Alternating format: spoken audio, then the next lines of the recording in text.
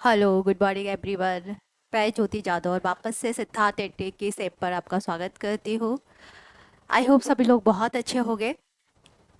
तो हमारा जैसे आपको स्क्रीन पे पीछे दिखाई दे रहा है, आज की क्लास शुरू होगी हमारी डोमेस्टिक वायलेंस एक्ट से, घरेलू हिंसा अधिनियम से। घरेलू हिंसा अधिनियम जो कि हमारा आपकी विधि जो आपका टॉपिक है, लॉ है, जो विधि का जो टॉपिक है उसकी जो नेक्स्ट टॉपिक था उसमें, तो उसमें कवर हो रहा है ये डोमेस्टिक वायलेंस एक्ट 2005। अ, इसको हम जाने से पहले, इसको इस ऑब्जेक्ट पे आने से पहले या फिर हम इसके वेरेक्ट पे आने से पहले, मैं चाहूँगी कि डोमेस्टिक वायलेंस आखिर होता क्या है, इसके रिगार्डिंग में हम एक छोटी सी स्टोरी समझ लें। एक सामान्य सी भाषा में अगर हम इसको समझ लें तो जल्दी से ही ये एक्ट समझ में आ जाएगा। तो डोमेस्टिक वायलेंस जो एक्ट है वो स्पेशल किसके लिए, महिलाओं के लिए है। महिलाओं के लिए बना हुआ है, यानी कि वीमन वुमेन्स के लिए या वीमेंस के लिए बना हुआ है। ठीक है। अब ये महिलाओं के लिए ही बनाया हुआ है स्पेशल एक्ट, तो प्लीज़ मेरी रिक्वेस्ट है आप लोगों से कि इसे न्यूट्रल अप्रोच के साथ देखना। मतलब इसे इस फेवर में मत लेना कि ये महिलाओं के लिए है, न्यूट्रल अप्रोच के साथ पढ़ना। और क्योंकि हमारे आरएस का जो सिलेबस है लॉ का, उसमें ये दे रखा है घरेलू हिंसा अधिनियम। इस वजह, इसका कारण यह है क्योंकि इस तरह के जो मुद्दे हैं आजकल की हम वर्तमान लाइफ में देखते हैं तो आते ही रहते हैं, आपको इससे डील करना पड़ेगा। तो इससे संबंधित हमारे क्या प्रोविजंस है, क्या लॉ है घरेलू हिंसा अधिनियम से संबंधित, वही हम यहाँ जानते हैं। तो वुमेन्स के रिगार्डिंग में ये अधिनियम बना हुआ है, वुमेन्स एंड महिलाओं के रिगार्डिंग में ये अधिनियम बना हुआ है। तो हम समझते हैं कि किस तरह से ये एक्ट, ये अधिनियम काम करता है।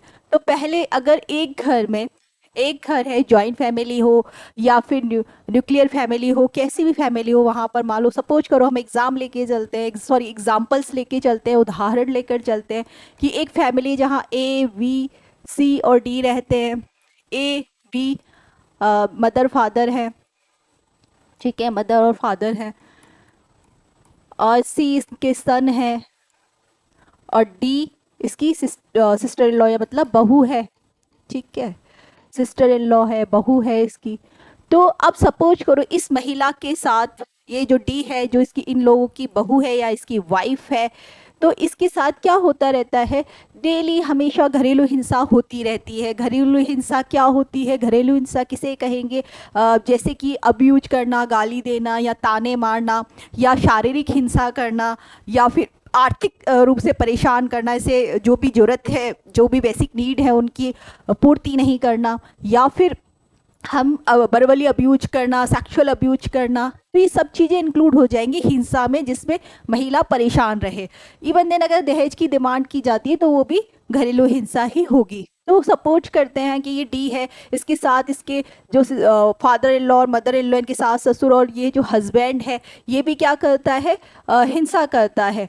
तो ये महिला क्या करे, ये महिला क्या करे, ये महिला क्या करेगी, सबसे पहले इस अधिनियम के अनुसार क्या करेगी, ये कंप्लेन कर सकती है। ठीक है, कंप्लेन मतलब परिवाद कर सकती है। किसको कर सकती है, अधिनियम में व्यवस्था कर रखी है, प्रोटेक्शन ऑफिसर की व्यवस्था कर रखी है, मजिस्ट्रेट की व्यवस्था कर रखी है, आपके सर्विस प्रोवाइडर की व्यवस्था कर रखी है। ठीक है, तो सर्विस प्रोवाइडर, मजिस्ट्रेट, या फिर कोई बिहाफ पर, उस महिला के बिहाफ पर कोई अन्य पर्सन भी, अदर पर्सन भी क्या कर सकता है, कंप्लेन कर सकता है। किसको कंप्लेन कर सकता है, मजिस्ट्रेट को कर सकता है, या प्रोटेक्शन ऑफिसर को कर सकता है, या सर्विस प्रोवाइडर को कर सकता है। जब ये परिवाद या फिर ये शिकायत किसको जाती है, इन लोगों के पास जाती है, तो ये लोग क्या करते हैं, इस अधिनियम के अनुसार कार्रवाई करते हैं। इन्हें, इस महिला को क्या अवेलेबल करवाएंगे, या तो कोई कंपनसेशन दिलवाएंगे, या फिर शेल्टर हाउस यानी कि रहने के लिए कोई अलग घर की व्यवस्था करेंगे, या इसी घर में रहने के लिए भी व्यवस्था कर सकते हैं। और इन लोगों से कह सकते हैं कि आप इसके साथ कोई हिंसा नहीं करेंगे, यानी कि इसे संरक्षण दिला सकते हैं। और इसके अलावा कोई मतलब मॉनेटरी रिलीफ यानी कि आर्थिक सहायता भी दिला सकते हैं।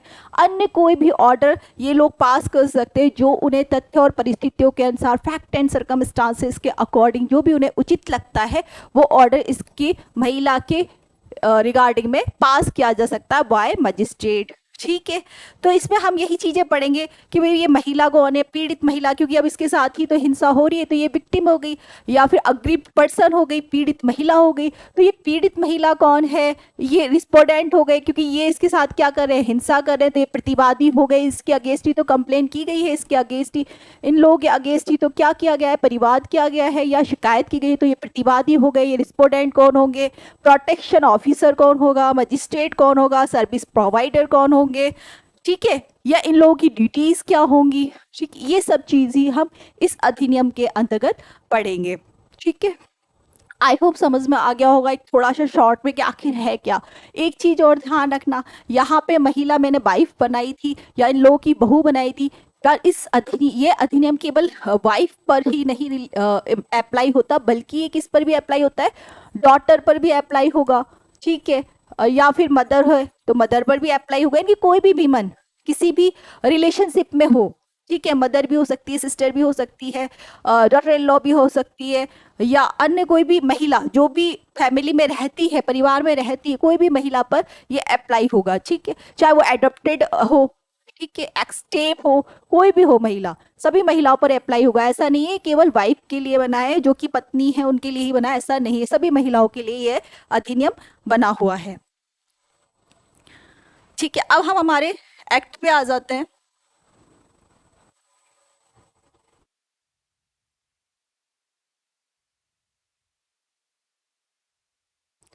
डोमेस्टिक वायलेंस एक्ट, घरेलू हिंसा अधिनियम, घरेलू हिंसा अधिनियम 2005, 2005, ठीक है। 2005 में तो क्या हुआ था, इसे कंसेंट मिली थी, क्या मिली थी, इसे प्रेसिडेंट के द्वारा, राष्ट्रपति के द्वारा सहमति मिली थी। ठीक है भाई, आपको ये तो पता होगा ना कि कॉन्स्टिट्यूशन में प्रोविजंस दे रखे हैं कि कोई भी जो बिल पास होता है, बिल है वो पास होकर अधिनियम कैसे बनता है, तो इसकी एक प्रॉपर प्रोसेस दे रखी होती है। तो जब भी कोई बिल बनता है तो उसकी लास्ट कंसेंट किसकी जरूरी होती है, प्रेसिडेंट की कंसेंट जरूरी होती है। तो 2005 में ये जो अधिनियम है वो बना था या जिसे सहमति दी थी प्रेसिडेंट ने, लेकिन ये अप्लाई कब से हुआ, ये हुआ आपका 17 अक्टूबर 2006 से लागू किया गया संपूर्ण भारत में। 17 अक्टूबर 2006 से ये संपूर्ण भारत पर अप्लाई किया गया है। अब इसके ऑब्जेक्ट पे आ जाते हैं, क्योंकि जब कोई अधिनियम बना है तो ऑब्वियसली उसका कोई ना कोई तो ऑब्जेक्ट होगा, है ना। तो ऑब्जेक्ट पर आने से पहले मैं आपको बताना चाहूंगी कि ऑब्जेक्ट का क्योंकि आरएस का एग्जाम है, आरजीएस का नहीं है, आरएस है, तो आरएस के एग्जाम इस तरह के क्वेश्चन पूछे गए हैं या पूछे जाते हैं कि घरेलू हिंसा अधिनियम के बनने के पीछे क्या उद्देश्य है, क्या ऑब्जेक्ट है।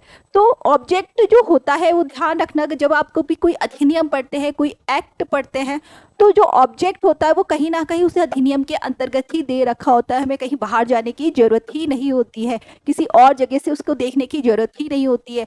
हर एक एक्ट, बेर एक्ट आपने सुना होगा, कुछ बच्चे तो जानते होंगे बेर एक्ट क्या होता है, नहीं जानते तो बेर एक्ट अधिनियम होता है, केवल अधिनियम मतलब जिसमें एक्सप्लेनेशन नहीं है, जिसमें केवल वही सेक्शन है, धारा है या अनुच्छेद, कॉन्स्टिट्यूशन का है तो केवल अनुच्छेद है, आर्टिकल्स हैं, ठीक है, जिसमें केवल एक्सप्लेनेशन नहीं है, कोई टेक्स्ट बुक नहीं है, जिसमें लॉ ने जैसा अधिनियम बनाया है एज इट वैसा है, उसे हम बेर एक्ट कहते हैं, अधिनियम कहते हैं। तो अधिनियम का जो फर्स्ट पेज है उस पर क्या रहती है, प्रियम्बल रहती है, प्रस्तावना रहती है, ठीक है, प्रियम्बल ऑफ एक्ट या प्रियम्बल ऑफ, आपने सुना होगा प्रियम्बल ऑफ कॉन्स्टिट्यूशन, ये ऑब्जेक्टिव तो है संविधान का प्रियम्बल। तो वैसे ही हर एक जो अधिनियम है उसके अंतर्गत एक प्रियम्बल होती है, वही आपका उद्देश्य होता है। तो हम इसकी उद्देश्य, ये जो उद्देश्य मैंने लिया है वो प्रियम्बल से ही लिया है, इस अधिनियम की जो प्रस्तावना थी मैंने वहां से ही इस ऑब्जेक्ट को लिया है। तो ये ऑब्जेक्ट क्या कह रहा है, an act to provide for the more effective protection of the rights of womens, protect करने के लिए, क्या प्रोटेक्ट करने के, राइट्स, किसके राइट्स, वीमेन्स के rights, guaranteed under the constitution, जो कि उसे संविधान में दे रखे हैं, who are victim of the violence of any kind occurring within the family and for matters connected there with और इंसिडेंटल देयर टू। क्या कह रहे हैं कि भाई संविधान के अंतर्गत जो अधिकार दे रखे हैं उनको प्रदान करने के लिए और वीमेंस की संरक्षण के लिए, उन्हें सुरक्षित करने के लिए, जो कि कहीं ना कहीं परिवार में या उससे संबंधित मामलों में क्या है, पीड़ित हैं, उन महिलाओं के अधिकारों को संरक्षण करने के लिए हम ये अधिनियम बनाया गया है या ये अधिनियम बनाते हैं। क्या है, संविधान के तहत गारंटीकृत महिलाओं के अधिकारों को अधिक प्रभावी बनाने के लिए, सुरक्षा प्रदान करने के लिए ये अधिनियम, जो कि परिवार के भीतर होने वाली किसी भी प्रकार की हिंसा, परिवार के भीतर, देखो परिवार के भीतर, ये चीज पे नोट करना, ये आपका कीवर्ड है कि परिवार के भीतर, क्योंकि डोमेस्टिक वायलेंस है, घरेलू हिंसा है ना, ये कहीं वर्क प्लेस पे या पर जहाँ पर कंपनी में या इंस्टीट्यूशन में या कहीं भी वर्क प्लेस पे जो हिंसा हो रही है उस पर अप्लाई नहीं होगा, ये आपकी घरेलू जो हिंसा है उस पर ही अप्लाई होगा। इसलिए परिवार के भीतर होने वाली किसी भी प्रकार की हिंसा या उससे जुड़े उसके अनुषांगिक शिकार महिलाओं को पर अप्लाई किया जाता है। तो हमें क्या समझ में आया, हम इसमें एक चीज और लिख सकते हैं, क्योंकि ये तो प्रीएम्बल है, यहाँ पर नहीं बताया गया है कि उद्देश्य, एक चीज और हम लिख सकते हैं कि इंटरनेशनल लॉ में या अंतर्राष्ट्रीय जो हमारी विधि है या अंतर्राष्ट्रीय जो संधि है या कॉन्वेंशन है, वहां पर भी ह्यूमन राइट्स की रिगार्डिंग में कुछ ना कुछ कॉन्वेंशन या ट्रीटीज होती रहती है, तो उन्हें भी प्रभावी बनाने के लिए, उन्हें भी इफेक्टिव बनाने के लिए हमारा ये अधिनियम बनाया गया है। तो ये आप ये लाइन और इसमें ऐड कर सकते हैं। तो फाइनली हम इसका ऑब्जेक्ट समझ में आया, इसका उद्देश्य समझ में आया। इसका उद्देश्य क्या है कि जो हमारे संविधान के अंतर्गत महिलाओं को अधिकार दिए गए हैं या जो हमारी महिला है उन्हें हम सुरक्षित कर सके, संरक्षित कर सके, और जो हमारे अंतर्राष्ट्रीय जो संधि है या जो अंतर्राष्ट्रीय जो कॉन्वेंशन है उन्हें हम प्रभावी बना सके, इस उद्देश्य से ये अधिनियम बनाया गया है। नेक्स्ट चल जाते हैं हम।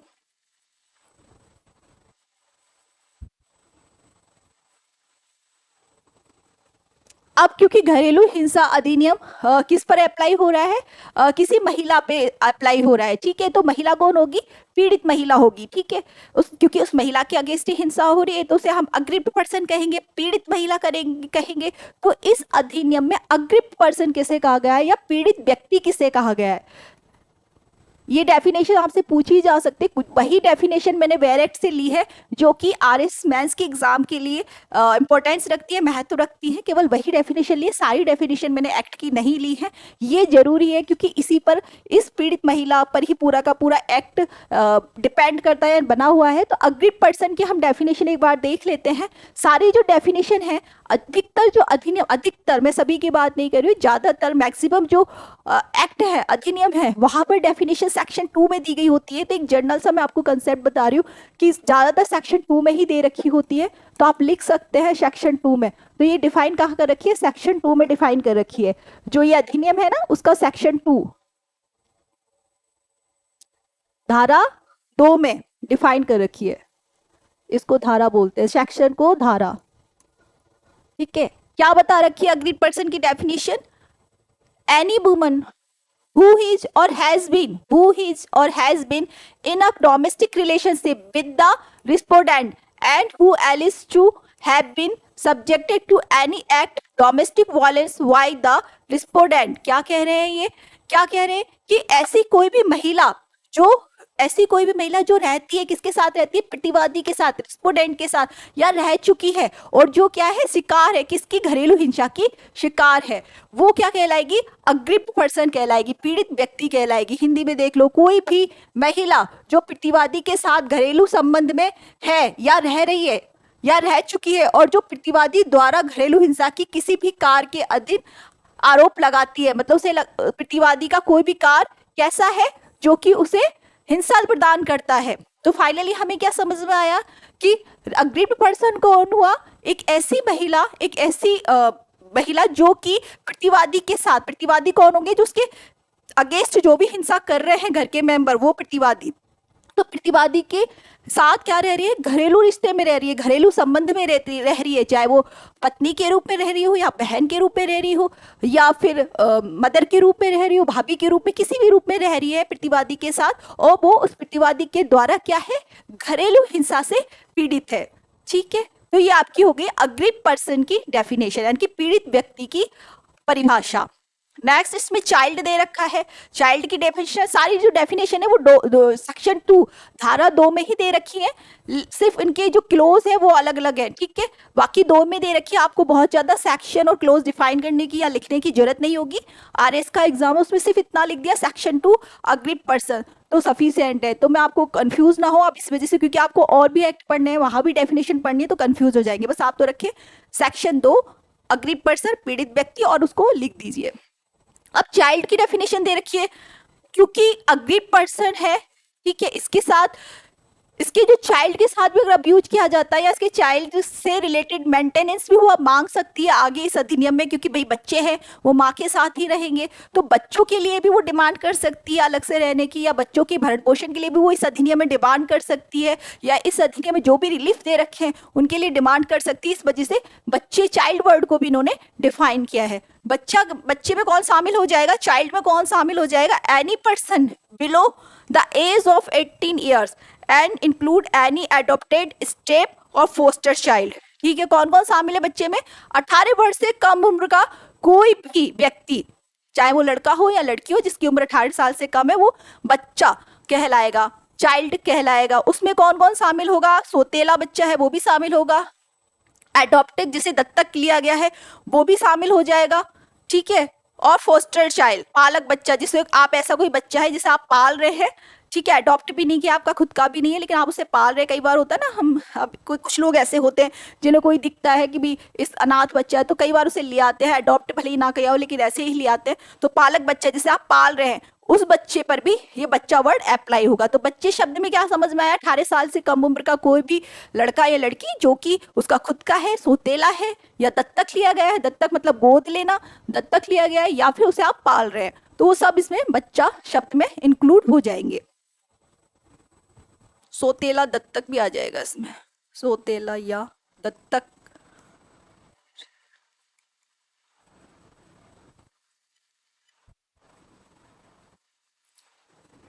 अब डोमेस्टिक, क्योंकि हम डोमेस्टिक रिलेशनशिप पढ़ रहे हैं, बार बार डोमेस्टिक रिलेशन, मतलब डोमेस्टिक रिलेशन में होना चाहिए प्रतिवादी के साथ, जो अग्रिम पर्सन है, जो पीड़ित व्यक्ति है, वो कैसे होना चाहिए, डोमेस्टिक रिलेशनशिप में, घरेलू संबंध में होना चाहिए। तो हमें घरेलू संबंध के बारे में भी पता हो कि आखिर घरेलू संबंध क्या होता है। तो डोमेस्टिक रिलेशनशिप की हम देखें तो क्या कहलाएगा डोमेस्टिक रिलेशनशिप, क्योंकि ये घरेलू संबंध पर ही अप्लाई हो रहा है ना, घरेलू संबंध पर अप्लाई हो रहा है, तो हमें पता होगी घरेलू संबंध क्या है। देखो, relationship between two person, relationship between, ये डेफिनेशन है ना, पूछी जा सकती है, क्योंकि ये इस अकॉर्डिंग इस इन दिस एक्ट, इस एक्ट के अकॉर्डिंग ये अग्रीड पर्सन, डोमेस्टिक रिलेशनशिप, या फिर डोमेस्टिक वायलेशन, ये 3 डेफिनेशन बहुत इंपॉर्टेंस रखती है। तो ये एक इंपॉर्टेंट डेफिनेशन ही है आपकी, ठीक है। डोमेस्टिक रिलेशनशिप मीन्स क्या हुआ, relationship between two person, 2 person के बीच में ऐसी रिश्तेदारी हु लिव और have at any point of time lived together in a shared household, in shared household when they are related by consanguinity, marriage through a relationship in the nature of marriage, adoption, or family members living together as a joint family।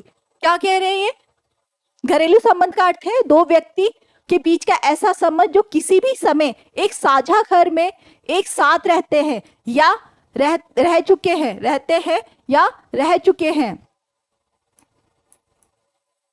जब वे सजातीय विवाह या विवाह गोद लेने की प्रकृति के द्वारा रिश्ते के माध्यम से संबंधित होते हैं या पारिवारिक होते हैं, तो या संयुक्त परिवार में एक साथ रहते हैं। कहने का मतलब क्या है कि 2 पर्सन कब कहलाएंगे एक साथ रहते हैं या घरेलू संबंध में है, जबकि वो क्या कर रहे हैं, एक परिवार में रह रहे हैं। पहली चीज जरूरी है, एक परिवार में रह रहे हैं, ठीक है, एक परिवार में रह रहे हैं।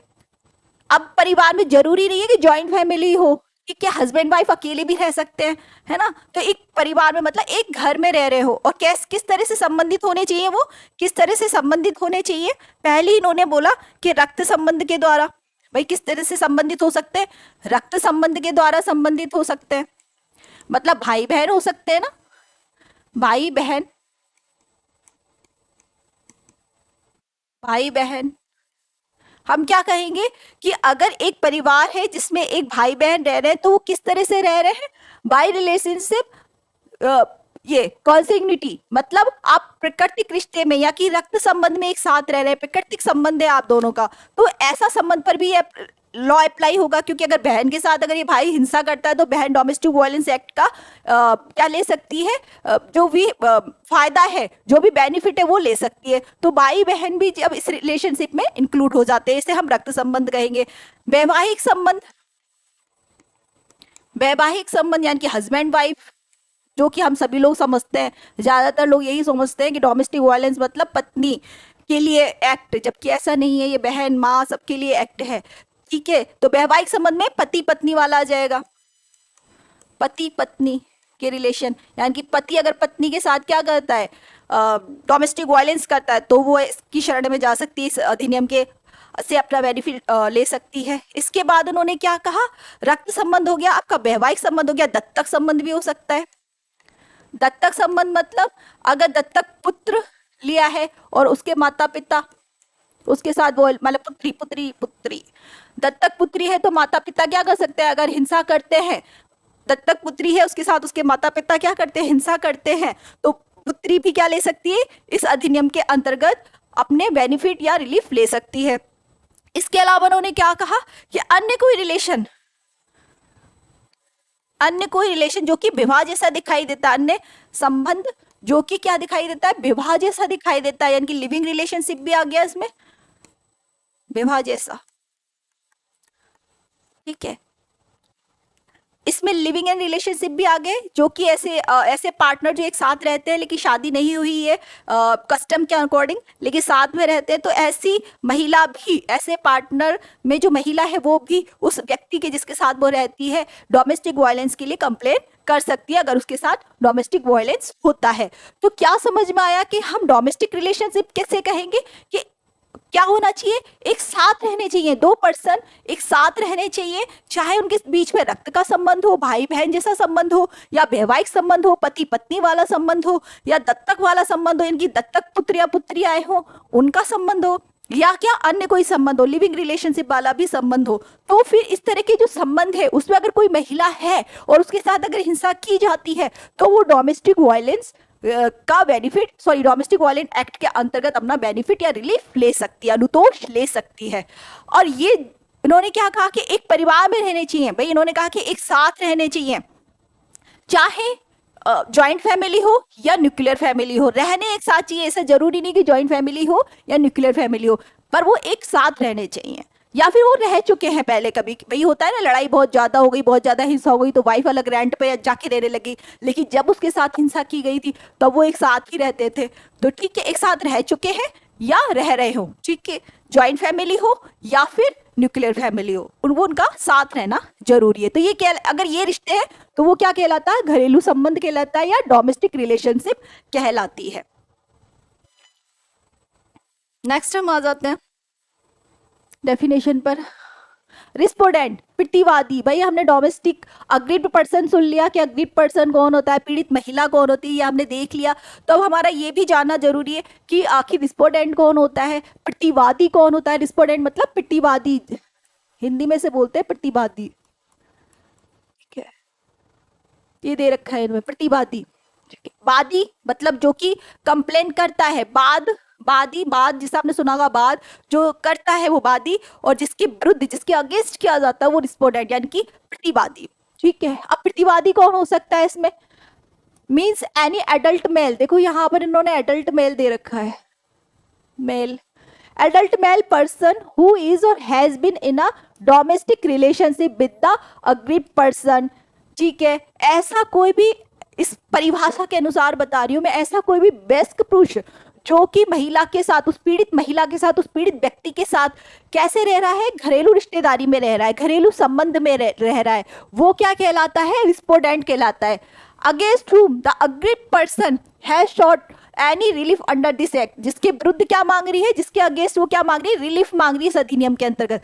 मतलब वो उस प्रतिवादी के विरुद्ध क्या मांग रही है, इस अधिनियम के अंतर्गत कोई अनुतोष मांग रही है, तो वो प्रतिवादी कहलाएगा। ठीक है, इस अधिनियम के तहत कोई राहत मांगी है उसने उससे। देखो इसमें इन्होंने कहा प्रोवाइडेड, यहाँ पर वो अन्य लिविंग रिलेशनशिप वाली बात कर रखी है, परंतु होता है इसका मतलब इन्होंने क्या कहा कि अग्रिप्ट वाइफ और female living in a relationship in the nature of marriage may also file a complaint against the relative of the husband or the male partner।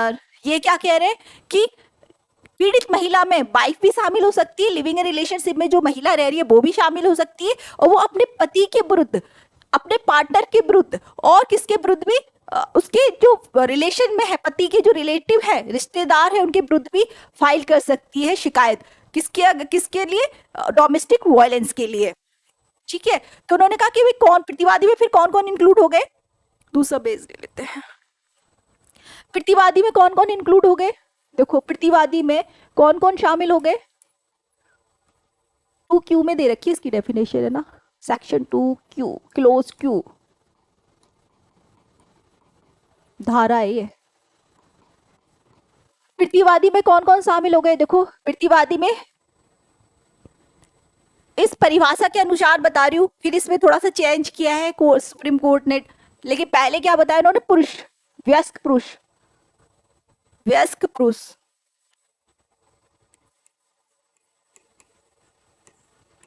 ठीक है, वयस्क पुरुष। फिर इन्होंने क्या कहा? वयस्क पुरुष के अलावा इन्होंने कहा क्या कि ऐसे वयस्क पुरुष के जो रिश्तेदार है, रिश्तेदार, रिलेटिव, वो भी इसमें इंक्लूड हो जाएंगे, इसमें शामिल हो जाएंगे। अब वयस्क पुरुष के विरुद्ध जो प्रतिवाद, जो वादी है, वो कौन कौन हो सकता है? महिला जो कि पत्नी है, जो कि पत्नी है, या लिविंग रिलेशनशिप में रह रही है, वैवाहिक जैसे संबंध में रह रही है, वैवाहिक जैसे संबंध में रह रही है, लिविंग रिलेशनशिप में रह रही है। ठीक है, तो दोनों ही महिला क्या कर सकती है? जिस पुरुष ने उसके साथ हिंसा की है उसके विरुद्ध और उसके रिश्तेदारों के भी विरुद्ध क्या कर सकती है? उसके रिलेटिव्स के अगेंस्ट भी क्या कर सकती है? कंप्लेन फाइल कर सकती है, या कंप्लेन बात दायर कर सकती है। ठीक है, तो प्रतिवादी कौन हुआ? जो भी हिंसा कर रहा है वो प्रतिवादी हुआ। अब देखो, क्योंकि मैंने कहा कि इस डेफिनेशन जो हमारे एक्ट में, अधिनियम में जो डेफिनेशन दे रखी है, वहां उन्होंने एडल्ट मेल पर्सन बोल रखा है, लेकिन मैं अगर इसकी डेफिनेशन दूंगी अकॉर्डिंग सुप्रीम कोर्ट के डिसीजन के बाद, तो क्या होगी प्रतिवादी की डिसीजन, सॉरी डेफिनेशन, प्रतिवादी की डेफिनेशन होगी कोई भी व्यक्ति, व्यक्ति, व्यक्ति जब मैंने वर्ड यूज में ले लिया, जब मैंने पर्सन वर्ड यूज में ले लिया, तो यहाँ पर कोई भी शामिल हो जाएगा। संविधान में आपने पढ़ा होगा पर्सन, जब आप आर्टिकल 14 पढ़ते हैं, ठीक है, आर्टिकल 14 राइट टू इक्वालिटी पढ़ते हैं, तो पर्सन वर्ड आता है, तो पर्सन में दोनों ही इंक्लूड हो जाते हैं। मैंने शायद पहले भी आपको बताया था, जब हम जूरिस्प्रूडेंस के टॉपिक पढ़ रहे थे, महिला और पुरुष दोनों शामिल हो जाते हैं इसमें, और पर्सन में और क्या शामिल हो जाता है? हमारे नागरिक यानी कि सिटीजन्स और फॉरेनर्स, विदेशी एलियन भी शामिल हो जाते हैं। मैं पुरुष, सॉरी, पर्सन वर्ड, व्यक्ति शब्द महिला और पुरुष दोनों को शामिल करता है, साथ में साथ नागरिकों को भी, और जो बाहर की जो व्यक्ति है, आउट ऑफ कंट्री के जो व्यक्ति है, उन्हें भी इंक्लूड करता है। तो प्रतिवादी में क्या शामिल हो जाएगा? कोई भी व्यक्ति जो क्या करता है, जो कि पीड़ित महिला के साथ घरेलू हिंसा, जो कि पीड़ित महिला के साथ घरेलू हिंसा करता है, पीड़ित महिला के साथ घरेलू हिंसा करता है।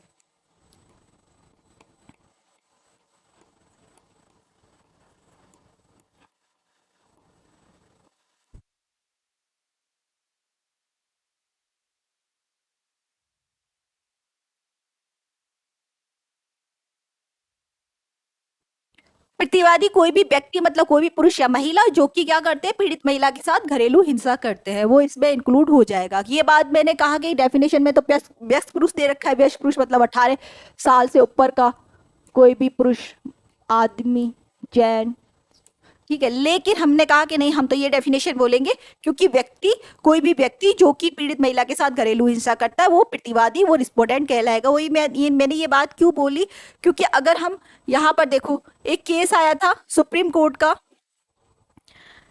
हीरा लाल, आपको दिख रहा है, Heera Lal Harsora and others versus Kusum Narottam Das Harsora and others 2016 का केस है ये। बाद है माननीय उच्चतम न्यायालय का ऑनरेबल सुप्रीम कोर्ट का एक जजमेंट आया था, Heera Lal versus Harsora and others versus Kusum Narottam Das Harsora and others 2016 supreme court. ठीक है, इस केस में क्या कहा गया कि आपने जो ये डेफिनेशन अधिनियम के अंतर्गत दे रखी है ना, कौन सी वाली, एडल्ट मेल वाली, ये बिल्कुल सही नहीं है, ये उचित नहीं है, क्योंकि केवल पुरुष ही हिंसा नहीं कर सकता महिला के साथ। घर में जो महिला रह रही है उसके लिए जरूरी नहीं है कि उसके साथ हिंसा केवल पुरुष ही करे। देख हम जब देखते हैं सामान्य हमारे जो जीवन है उसमें भी देखते हैं कि जब कोई महिला जिसके साथ हिंसा घर में हो रही है तो ऐसा नहीं होता कि पुरुष ही कर रहा होता है, उसके जो रिलेटिव्स है वो भी कई बार, हमेशा नहीं, कई बार उसके रिश्तेदार भी उसके साथ हिंसा कर रहे होते हैं। जैसे दहेज की अगर डिमांड की हम बात करें कि दहेज की डिमांड अगर किसी लड़की के साथ की जाती है तो जो उसका हस्बैंड है वो तो करता ही है, उसके रिलेटिव्स भी करते हैं। तो उन्होंने कहा ये उचित, यह एक संपूर्ण परिभाषा या सेटिस्फाई करने वाली एक परिभाषा नहीं है जो अधिनियम में दे रखी है, इसे स्ट्रक डाउन किया जाता है, यानी कि इसे सही नहीं माना जाता है। और हम इसकी हम क्या बोलेंगे कि रिस्पोंडेंट में कौन शामिल होगा, सभी पर्सन, सभी व्यक्ति शामिल होंगे, उसमें महिला और पुरुष जैसा कोई भी डिस्क्रिमिनेशन नहीं किया जाएगा, कोई भी भेदभाव नहीं करेंगे। सभी लोग, जो मैंने पहले डेफिनेशन दी थी ना, सभी व्यक्ति, यानी कि इसमें महिला भी शामिल होगी, सभी व्यक्ति इसमें शामिल होंगे। प्रतिवादी में महिला भी आ जाएंगी और पुरुष भी आ जाएंगे। हम किसी भी प्रकार का कोई भी डिस्क्रिमिनेशन, कोई भी भेदभाव नहीं करेंगे। ठीक है, तो प्रतिवादी में इस वजह से मैंने पर्सन वर्ड, व्यक्ति वर्ड लिखाया, पर्सन वर्ड लिखाया कि प्रतिवादी कोई भी महिला भी हो सकती है और कोई पुरुष भी हो सकता है।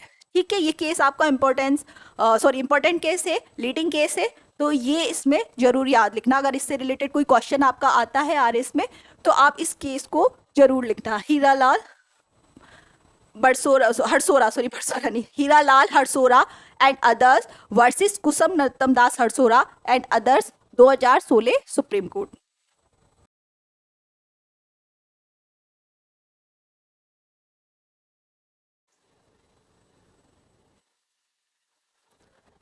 डोमेस्टिक वायलेंस की डेफिनेशन के बाद हम क्या देख रहे हैं कि प्रतिवादी जो वर्ड है उसमें हमने देखा हरसोरा और हरसोरा का केस देखा। हरसोरा के केस के बाद क्या आया, हरसोरा वर्सेस हरसोरा के केस के बाद क्या आया कि हम एक जो प्रतिवादी है, जो रिस्पोंडेंट है, उसमें कौन कौन शामिल हो जाएगा, प्रत्येक व्यक्ति इसमें शामिल हो जाएगा, महिला भी शामिल हो जाएगी और पुरुष भी इसमें शामिल हो जाएगा। अब नेक्स्ट हमारी जो डेफिनेशन है उस पर आ जाते हैं हम, शेयर्ड हाउस होल्ड। ठीक है, साझा घर, क्योंकि हमने पढ़ा था ना जब डेफिनेशन पढ़ रहे थे कि डोमेस्टिक, पहले हमने पढ़ी थी अग्रीड पर्सन की, पीड़ित व्यक्ति की पहले हमने डेफिनेशन पढ़ी थी, परिभाषा पढ़ी थी, फिर हमने पढ़ी थी रिस्पोंडेंट की, प्रतिवादी की परिभाषा पढ़ी थी, फिर उसके बाद हमने पढ़ी थी कि डोमेस्टिक रिलेशनशिप किसे कहेंगे, घरेलू रिश्तेदारी किसे कहेंगे। तो हमने उसमें देखा था कि घरेलू रिश्तेदारी कब कहेंगे, जबकि वादी और प्रतिवादी यानी कि पीड़ित महिला और प्रतिवादी दोनों साझा घर में रह रहे हैं। तो साझा घर मतलब एक साथ एक घर में रह रहे हैं। तो उन्होंने समझाया, इस अधिनियम के माध्यम से समझाया गया है कि साझा घर किसे कहेंगे, शेयर्ड हाउस होल्ड किसे कहेंगे, ये चीज समझाई गई है। तो शेयर हाउस होल्ड मतलब जहां पर वो दोनों प्रतिवादी और पीड़ित व्यक्ति रहते हैं उस घर को हम क्या कहेंगे, शेयर्ड हाउस होल्ड या साझा घर कहेंगे। साझा घर जब हम कहेंगे तो साझा घर किसे कहेंगे हम, हाउस होल्ड, ऐसा घर where the person aggrieved lives or at any stage has lived in a domestic relationship। ठीक है, जहां पर प्रतिवादी यानी कि अग्रिव पर्सन, प्रतिवादी तथा अग्रिड पर्सन, रिस्पोंडेंट और अग्रिड पर्सन, पीड़ित महिला तथा प्रतिवादी दोनों ही क्या रहे हैं, साथ में रहे हैं या रह चुके थे पहले। देखो इसमें दे रखा है household where the person aggrieved lives और at any stage has lived, lives रहते हैं या रह चुके हैं, इन डोमेस्टिक रिलेशनशिप घरेलू रिश्तेदारी में। घरेलू रिश्तेदारी कौन सी, वही जो रक्त संबंध वाली है या विवाह संबंध वाली है, दत्तक संबंध वाली है या अन्य किसी ऐसे संबंध द्वारा जो कि वैवाहिक प्रतीत होता है। तो इस तरह के संबंध द्वारा या अन्य ऐसे संबंध जो कि घर या परिवार से संबंधित है, तो उसे हम क्या कहते हैं, डोमेस्टिक रिलेशनशिप। तो डोमेस्टिक रिलेशनशिप में जब एक ही घर में रहते हैं या रह चुके हैं दोनों पर्सन, पीड़ित व्यक्ति और प्रतिवादी, तो हम ऐसे घर को क्या बोलते हैं, शेयर हाउस होल्ड कहते हैं। ठीक है, साझा घर कहते हैं। Include such a household whether on और टेनेंट। भाई इन्होंने कहा ये खुद का भी घर हो सकता है इनका, या फिर इनका किराए का भी हो सकता है। जरूरी नहीं है उनके खुद के घर में ही रह रहे हैं, खुद का इंडिविजुअल बना हुआ ही मकान हो। अगर किसी रेंट के मकान पर भी वो रह रहे हैं तो भी क्या माना जाएगा कि वो साझा घर में ही रह रहे हैं। ठीक है, आइदर जॉइंटली, या तो जॉइंट फैमिली है, why the aggrieved person and the respondent. भाई या तो ये जॉइंट फैमिली हो सकती है, ठीक है, संयुक्त परिवार भी हो सकता है, या न्यूक्लियर फैमिली भी हो सकती है। तो फाइनली हमें साझा घर से क्या समझ में आया, या हमारे शेयर्ड हाउस होल्ड से क्या समझ में आया, एक ऐसा घर जहाँ पे पीड़ित व्यक्ति और प्रतिवादी रिस्पोंडेंट दोनों को साथ रह रहे हैं।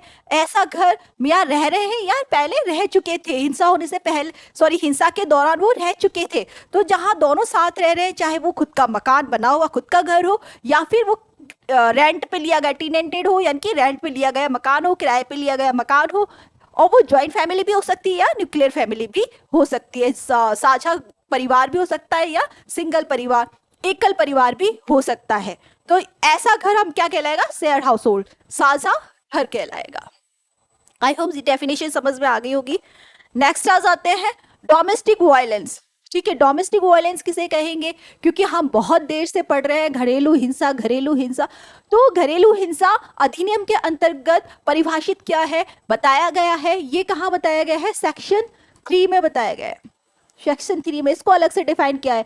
क्यों डिफाइन किया अलग से घरेलू हिंसा को, क्योंकि घरेलू हिंसा पर ही ये पूरा अधिनियम बना हुआ है, तो एक अलग से उसकी डेफिनेशन दी गई है। घरेलू हिंसा आखिर किसे कहेंगे, तो देखिए घरेलू हिंसा किसे कहेंगे, डोमेस्टिक वायलेंस किसे कहेंगे, एनी एक्ट, एक्ट मतलब कार्य, अधिनियम नहीं है यहाँ पर, इसका मतलब कार्य। ऑमिनेशन, लोप मतलब काम का नहीं करना। ठीक है, एनी एक्ट ओमिशन और कंडक्ट ऑफ द रिस्पोंडेंट, जो कि क्या कह रहे हैं, ऐसा कोई भी काम या ऐसा कोई भी लोभ काम का नहीं करना जो क्या करता, जो किसका है, प्रतिवादी का है, जो किसका है, प्रतिवादी का है। प्रतिवादी का कोई भी काम या काम का नहीं करना जो क्या कर रहा है, पीड़ित महिला को क्या कर रहा है, हार्म्स कर रहा है, हानि पहुंचा रहा है, क्षति पहुंचा रहा है, इंडेंजर टू हेल्थ, उसकी स्वास्थ्य के लिए खतरनाक है, सेफ्टी उसकी सुरक्षा के लिए, लाइफ के लिए, उसके अंग के लिए, इनकी लिम्प के लिए, और वेलबींग और किसी भी तरह से उसके कल्याण के लिए, वेदर द मेंटल और physical of the aggrieved person और tend to do so and include causing. क्या कह रहा है ये, कि ऐसा कोई भी काम जो प्रतिवादी ने किसके विरुद्ध किया है, पीड़ित महिला के विरुद्ध किया है, जो कि महिला के लिए क्या है, खतरनाक है। कैसे खतरनाक है, उसकी लाइफ के लिए, उसके कल्याण के लिए, उसके शरीर के लिए, उसके किसी भी अंग के लिए, किसी भी तरह से उसके लिए क्या है, नुकसानदायक है, तो वो क्या कहलाएगा, डोमेस्टिक वायलेंस कहलाएगा। और इसमें इन्होंने क्या कहा आगे, इस डेफिनेशन में उन्होंने आगे क्या कहा कि इसमें क्या क्या इंक्लूड कर रखा है, शामिल क्या क्या कर रखा है, फिजिकल अब्यूज, इमोशनल अब्यूज, या फिर sexual abuse, verbal abuse, economic abuse. देखो डेफिनेशन में दे रखा है physical abuse, sexual abuse, verbal abuse, emotional और वर्बल अब्यूज या इकोनॉमिक अब्यूज, ये भी इन्होंने इसमें शामिल कर रखा है। अब ये होता क्या है फिजिकल अब्यूज, फिजिकल अब्यूज मतलब शारीरिक रूप से पीड़ित करना, शारीरिक रूप से नुकसान पहुंचाना।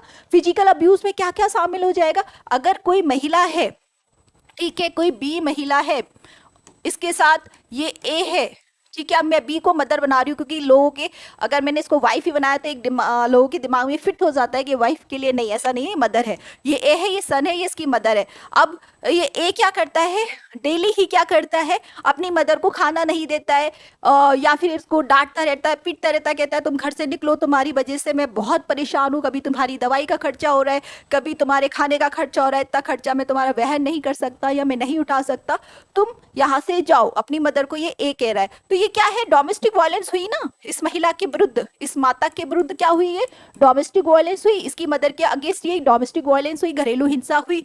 तो अब ये क्या कहा जाएगा, ये घरेलू हिंसा ही लिखी, ये फिजिकल अब्यूज कब होगा, ये शारीरिक प्रताड़ना या शारीरिक रूप से पीड़ित करना कब होगा, जब ये क्या करता है, इसको पीटता भी है, या फिर क्या करता है, इसको किसी प्रकार की क्षति करता है, इसका हाथ पकड़ लेता है, ठीक है, इस तरह की कोई भी क्षति करता है, तो ये होगा फिजिकल अब्यूज। अब इसी में हम देख लेते हैं कि सेक्सुअल वाला तो नहीं होगा, वर्बल और इमोशनल अब्यूज की अगर हम बात करें तो वर्बल और इमोशनल अब्यूज, ये से ताने मारता है कि तुम्हारी वजह से घर में बहुत खर्चा बढ़ रहा है, तुम यहाँ से जाओ, तो ये वर्बल और इमोशनल अब्यूज हो गया। इसके उसके बाद इकोनॉमिकल अब्यूज, ठीक है। इकोनॉमिकल अब्यूज मतलब इसको प्रॉपर खाने को नहीं देता है, या इसके पहनने के जो कपड़े हैं उसे प्रॉपर अवेलेबल सिर्फ 2 ही दे दिए, उसके अलावा कोई कपड़े ही नहीं देता है, फट गए।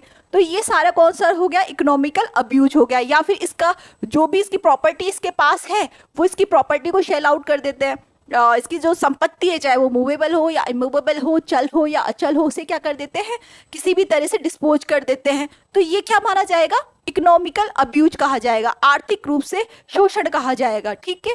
और सेक्सुअल में क्या हो जाता है, सेक्सुअल अब्यूज में क्या हो जाता है कि जब किसी महिला के साथ चाहे वो पत्नी हो या किसी अन्य रिश्तेदारी में हो, क्या कर रहा है, कोई भी पर्सन क्या कर रहा है, सेक्सुअल अब्यूज मतलब उसे क्या कर रहा है, परेशान कर रहा है। किसके लिए परेशान कर रहा है, उसे फिजिकल रिलेशन बनाने के लिए परेशान कर रहा है, या अन्य किसी भी तरह से यौन यौन रूप से शोषित कर रहा है, यौन शोषण जो कर रहा है, तो वो क्या कहलाया जाएगा, सेक्सुअल अब्यूज कहलाया जाएगा।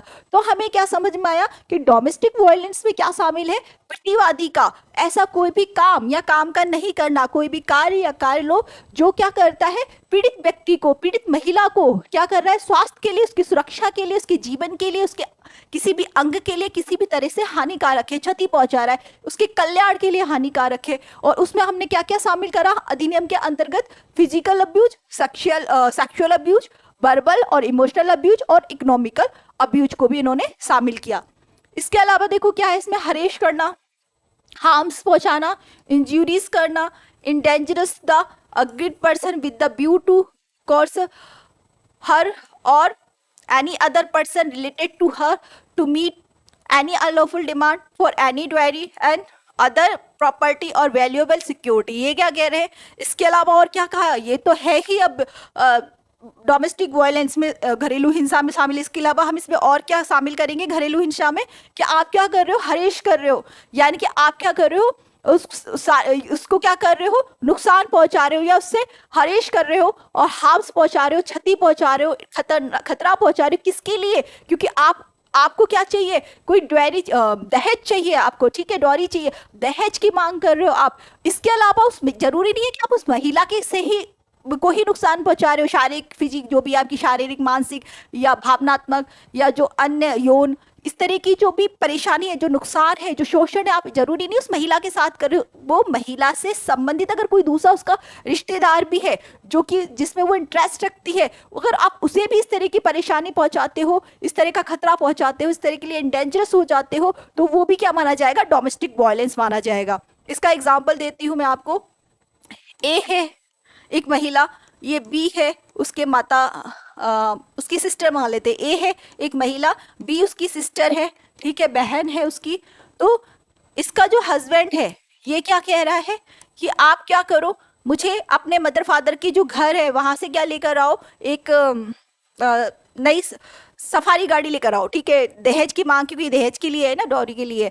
दहेज की क्या कह रहा है, अपने मदर फादर के घर से एक सफारी लेकर आओ, अगर तुम 6 महीने के अंदर अंदर सफारी लेकर नहीं आओगी तो मैं तुम्हारी बहन का को क्या करूंगा, किडनैप करवा लूंगा, ठीक है, किडनैप या एब्डक्शन बोलेंगे, किडनैप तो बच्चों का होता है, मैं इसका क्या करवा लूंगा, एब्डक्शन करवा लूंगा, इसका अपहरण करवा लूंगा, ठीक है, व्यपहरण, अपहरण नहीं व्यपहरण, अपहरण, किडनैपिंग, अपहरण, व्यपहरण, एब्डक्शन, ठीक है, तो एब्डक्शन करवा लूंगा इसका, मैं इसको आप एक जन सामान्य की भाषा में तो अगर किडनैप ही कहूँ तो वही होगा, किडनैप करवा लूंगा। तो ये क्या कर रहे हैं, इस महिला को तो कोई नुकसान नहीं पहुंचा रहे, महिला को तो कह ही रहे कि आप सफारी लेकर आओ अपने मदर फादर के घर से, अगर आप लेकर नहीं आई तो हम आपकी जो सिस्टर है उसे अपहरण करवा लेंगे, उसका व्यपहरण करवा लेंगे या एब्डक्शन करवा लेंगे उसका। तो आप क्या कर रहे हो, इस महिला से हितवद व्यक्ति, ये इसकी बहन है, इसकी सिस्टर है, तो ये इससे हितवद है ना, इसमें इंटरेस्ट रखती है ना, तो आप अगर इसके साथ भी ऐसा कुछ कर रहे हो जो कि डोमेस्टिक वायलेंस में ही इंक्लूड हो जाएगा, घरेलू हिंसा में ही शामिल हो जाएगा। कई बार बच्चों को भी पीटते हैं, अगर मान लो वाइफ है तो वाइफ को अगर उसकी डिमांड पूरी नहीं कर रही है उसके हस्बैंड या उसके रिलेटिव्स की, तो जो उसके बच्चे हैं उनको भी कई बार क्या होता है, क्षति पहुंचाई जाती है, तो वो भी इसमें शामिल हो जाएगा, ठीक है।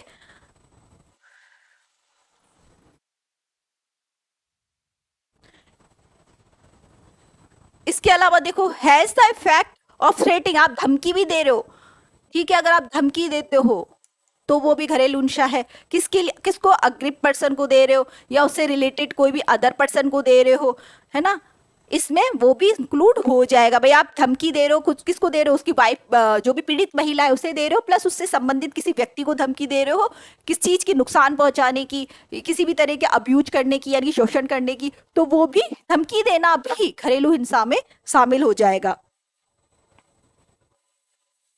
ठीक है, ये सारी चीजें आपको घरेलू हिंसा में शामिल हो जाएंगी। अब फाइनली हमें क्या समझ में आया, क्योंकि इंपॉर्टेंट डेफिनेशन है, तो घरेलू हिंसा में क्या क्या शामिल हो जाएगा, घरेलू हिंसा में क्या क्या शामिल हो जाएगा। हिंदी में इसलिए लिख रही हूँ क्योंकि इंग्लिश में मैंने वो बता दिया था, इसलिए हिंदी में लिख रही हूँ। शारीरिक, शारीरिक हिंसा, शारीरिक हिंसा, भावनात्मक हिंसा, भावनात्मक हिंसा की इमोशनल अब्यूज, फिजिकल अब्यूज और इमोशनल अब्यूज, यौन हिंसा, यौन शोषण,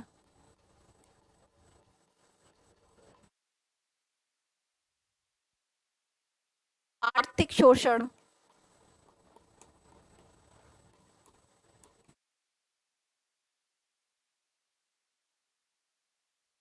भावनात्मक हिंसा की इमोशनल और बर्बल मतलब बोलकर ताने मारना, भावनात्मक हिंसा और ताने, इसमें ताने मारना भी आ जाएगा। बर्बल मतलब बोलकर ताने मारना,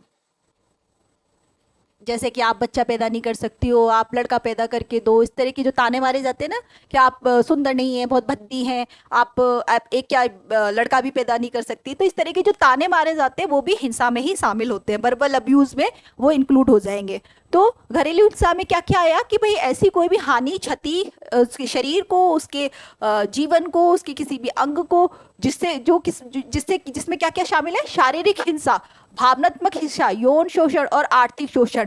जिससे क्या हो रहा है, इन शोषण को करने से क्या हो रहा है, उसके शरीर को, उसके किसी भी अंग को, उसके जीवन को, उसके कल्याण को क्या हो रहा है, नुकसान हो रहा है, नुकसान पहुंच रहा है, तो वो क्या होगा, घरेलू हिंसा कहलाएगी।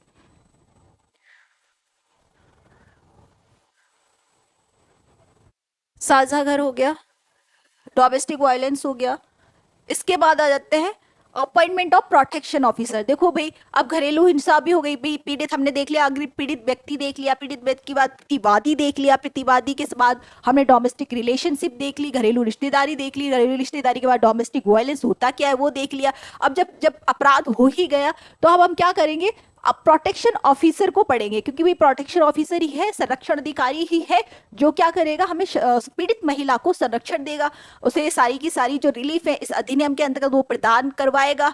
ठीक है, तो वो सारे हम संरक्षण अधिकारी के बारे में जानेंगे कि संरक्षण अधिकारी कौन होता है, ये भी इम्पोर्टेंट है, इंपॉर्टेंट है अपॉइंटमेंट ऑफ प्रोटेक्शन ऑफिसर, क्योंकि जो प्रोटेक्शन ऑफिसर हैं तो आपकी जब प्रशासनिक अधिकारी बन जाएंगे तो आप में से ही नियुक्त किए जाते हैं, प्रशासनिक अधिकारी हैं उनमें से ही जो एलिजिबल होते हैं, जो योग्य होते हैं, उन्हें प्रोटेक्शन ऑफिसर, संरक्षण अधिकारी बनाया जाता है, इसलिए इंपॉर्टेंट है।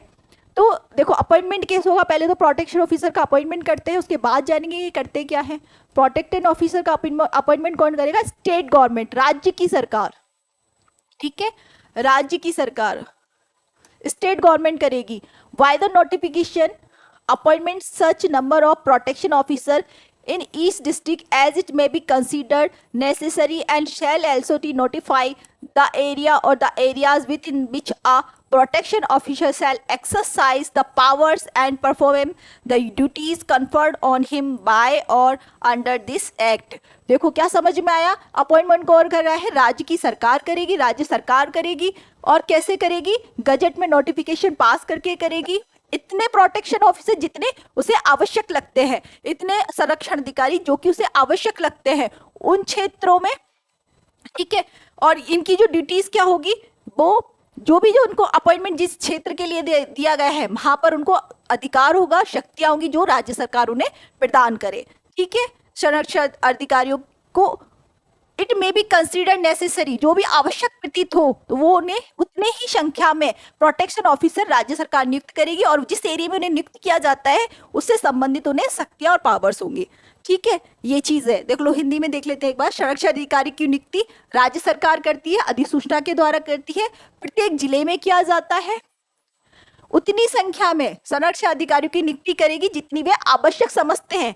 भैया हो सकता है डिस्ट्रिक्ट बड़ा हो तो 2 प्रोटेक्शन ऑफिसर भी हो सकते हैं, है ना, एक भी हो सकता है, तो उन्हें जितनी आवश्यकता लगे उतने प्रोटेक्शन ऑफिसर अपॉइंट किए जा सकते हैं। उस क्षेत्र या क्षेत्रों की भी अधिसूचित करेगी जिसके भीतर वो संरक्षण अधिकारी क्या करेंगे, उन शक्तियों का प्रयोग करेंगे। वो एरियाज उनको बताएंगी जिसमें वो अपनी पावर्स को यूज भी कर सके। जैसे जयपुर में सपोज करते हैं कि 2 प्रोटेक्शन ऑफिसर बना दिए, तो वो दोनों प्रोटेक्शन ऑफिसर को क्या बताएंगे, भाई आपका ये एरिया है, आपका ये एरिया है, आपको यहाँ पर काम करना है और आपको इस क्षेत्र में काम करना है। तो ये सब काम कौन करेगा, राज्य की सरकार ही करेगी। Function, duties and function of protection officer, जो हमारे संरक्षण अधिकारी हैं, क्योंकि हमने देख लिया संरक्षण अधिकारी क्या क्या कौन अपॉइंट करेगा, तो अब हमें जानना ये जरूरी है कि संरक्षण अधिकारी आखिर क्या कार्य करेंगे। इस अधिनियम में बहुत महत्वपूर्ण भूमिका निभाते हैं प्रोटेक्शन ऑफिसर। हम ये कह सकते हैं कि ये जो अधिनियम के माध्यम से जितने भी रिलीफ दिए जा रहे हैं, वो रिलीफ किसके द्वारा दिए जा रहे हैं, संरक्षण अधिकारी ही उन रिलीफ को दिलवाता है। ठीक है, जो मजिस्ट्रेट है या हमारे संरक्षण अधिकारी है या सर्विस प्रोवाइडर है, बहुत महत्वपूर्ण भूमिका निभाते हैं इस अधिनियम के अंतर्गत। तो protection duties and functions of protection officer, संरक्षण अधिकारी के कर्तव्य और कृत्य कार्य क्या क्या होंगे। तो देखो पहला इनका होगा टू असिस्ट, असिस्ट करना मजिस्ट्रेट को। देखो यहाँ पर जो मजिस्ट्रेट होते हैं ना, वो फर्स्ट क्लास मजिस्ट्रेट होते हैं, first class judicial magistrate, executive magistrate नहीं, ये जुडिशियल मजिस्ट्रेट होते हैं जो जुडिशरी के एग्जाम पास करके जो सॉरी जिनका प्रमोशन होता है ना जुडिशियल मजिस्ट्रेट फर्स्ट क्लास, तो वो होते हैं यहाँ पर मजिस्ट्रेट। और मेट्रोपोलियन जो एरिया होता है, महानगर जो क्षेत्र होता है, वहाँ पर मेट्रोपोलियन जो मजिस्ट्रेट होता है वो यहाँ पर मजिस्ट्रेट की भूमिका निभाता है।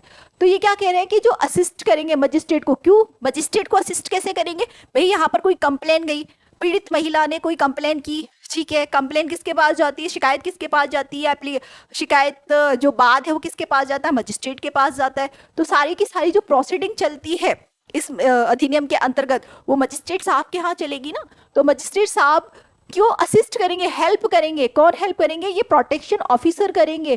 कैसे कैसे करेंगे, to make a domestic incident report. भाई पहले वो क्या करेंगे, इंसिडेंट रिपोर्ट, जो भी घटना घटित हुई है किसकी, घरेलू हिंसा की, तो वो उससे संबंध में क्या बनाएंगे, एक रिपोर्ट तैयार करेंगे।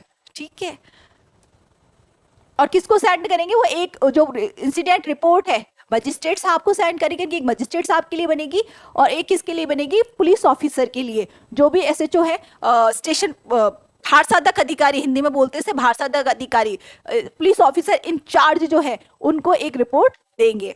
उसके बाद to make an application if the aggrieved person so desire claiming relief for issuance of protection order.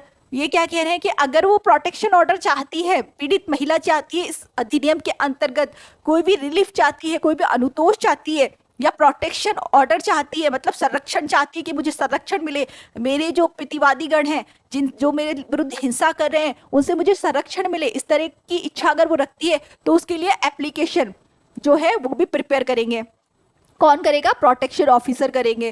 क्या करेंगे, एप्लीकेशन, एप्लीकेशन को बोलते हैं आवेदन। ठीक है, आवेदन तैयार करेंगे किसके लिए, जो भी पीड़ित महिला है वो अगर इस अधिनियम के अंतर्गत कोई अनुतोष चाहती है या संरक्षण चाहती है उसके संबंध में। ठीक है, उसके अलावा क्या करेंगे, to ensure that the aggrieved person is provided legal aid. भाई ये क्या बता रहे हैं, आगे क्या बता रहे हैं कि ये क्या करेंगे, इंश्योर करेंगे कि भाई अगर जो पीड़ित महिला है उसको लीगल एड भी मिल सकती है। लीगल एड क्या होता है, कोई जानता है लीगल एड क्या होता है, भाई ये कहेंगे कि पीड़ित महिला है उसे लीगल एड की फैसिलिटी भी इस अधिनियम में दे रखी है, आप उसे बताएंगे। लीगल एड मतलब होता है विधिक सहायता। विधिक सहायता का मतलब अगर वो महिला, उसे कुछ पता ही नहीं है, मान लो अगर वो अनएजुकेटेड महिला है, उसे कुछ पता ही नहीं कैसे एडवोकेट में हायर करूँ, किस तरह से बात चले, क्या शिकायत किस तरह, उसे कुछ पता ही नहीं है, तो जो वकील साहब की फैसिलिटी है, जो किसी भी प्रकार की विधिक सहायता है, वो भी उसे अवेलेबल कौन करवाएंगे, प्रोटेक्शन ऑफिसर अवेलेबल करवाएंगे। To maintain a list of all service provider providing legal aid or counseling, shelter homes and medical facility. ये क्या कह रहे हैं कि भाई एक लिस्ट भी बनाएंगे प्रोटेक्शन ऑफिसर, किसकी मेंटेन करेंगे, एक लिस्ट हमेशा मेंटेन करके रहेंगे जहां उनका अपॉइंटमेंट किया गया है उस क्षेत्र के रिगार्डिंग में एक लिस्ट मेंटेन करेंगे। किसके किसके लिए, जो भी सर्विस प्रोवाइडर है वहां पर, जो भी सर्विस प्रोवाइडर है वहां पर उनकी, और जो लीगल एड अवेलेबल करवाते हैं या जो परामर्श करते हैं या शेल्टर होम देते हैं या मेडिकल फैसिलिटीज देते हैं, उनकी एक लिस्ट प्रिपेयर करवाएंगे या उसकी एक लिस्ट मेंशन करेंगे। देखो इससे पहले मैं आपको सर्विस प्रोवाइडर बता दूं, डेफिनेशन में शायद मैंने नहीं लिया लेकिन बता देती हूँ। सर्विस प्रोवाइडर कौन है?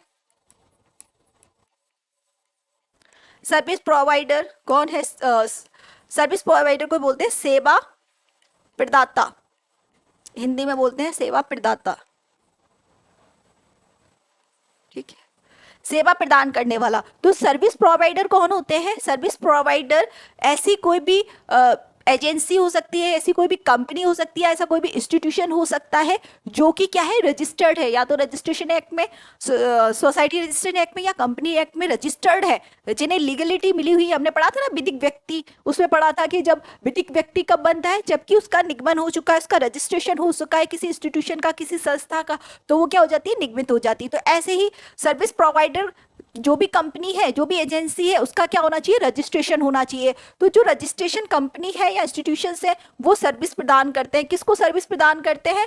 पीड़ित महिला को। क्या क्या सर्विस प्रदान करते हैं? वो उनको परामर्श करते हैं, भाई उनको सलाह देते हैं कि उन्हें क्या करना चाहिए जब उनके साथ हिंसा हो रही है, तो किस तरह कि उन्हें मतलब क्या करना चाहिए उस परिस्थिति में, उन्हें सलाह देने का काम करते हैं। उन्हें शेल्टर होम, आश्रय गृह की व्यवस्था करते हैं, शेल्टर होम की व्यवस्था करते हैं, और कोई भी दवाई, मेडिकल फैसिलिटी भी, दवाइयाँ भी उपलब्ध करवाते हैं।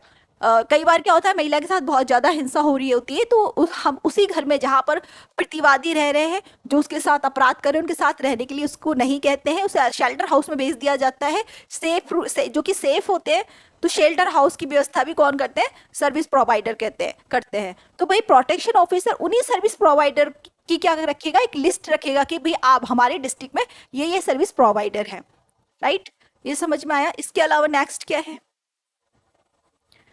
इसके अलावा क्या करेंगे जो प्रोटेक्शन ऑफिसर है, वो information to protection officer and exclusion, अच्छा ये इंफॉर्मेशन आ गया, तो ये तो इसके राइट्स थे, ठीक है, ये आपने पढ़ लिए ना, प्रोटेक्शन ऑफिसर की ड्यूटीज थी। इसके अलावा और भी है जो शायद इस स्लाइड में नहीं आ पाई है। प्रोटेक्शन ऑफिसर इसके अलावा क्या करेंगे, ऐसा कोई अन्य कार्य भी प्रोटेक्शन ऑफिसर करेंगे जो कि उसे मजिस्ट्रेट है वो उन्हें क्या करते हैं, ऑर्डर करें, मजिस्ट्रेट ऑर्डर करे, या हमारी जो गवर्नमेंट है, स्टेट गवर्नमेंट है, वो उन्हें ऑर्डर करे, या इस अधिनियम के अंतर्गत जो प्रावधान है उन्हें अप्लाई करने के लिए जो तथ्य और परिस्थितियों के अनुसार सही या उचित लगे।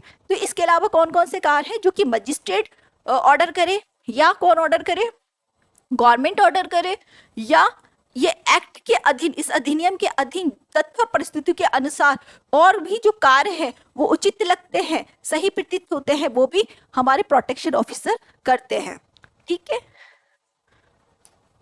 नेक्स्ट पे आ जाते हैं हम। Information to protection officer and exclusion of liability of informant. ठीक है, ये क्या कह रहे हैं, संरक्षण अधिकारी को सूचना और मुखबी का दायित्व का बहिष्कार। यह है सेक्शन 4 में दे रखी है, धारा 4।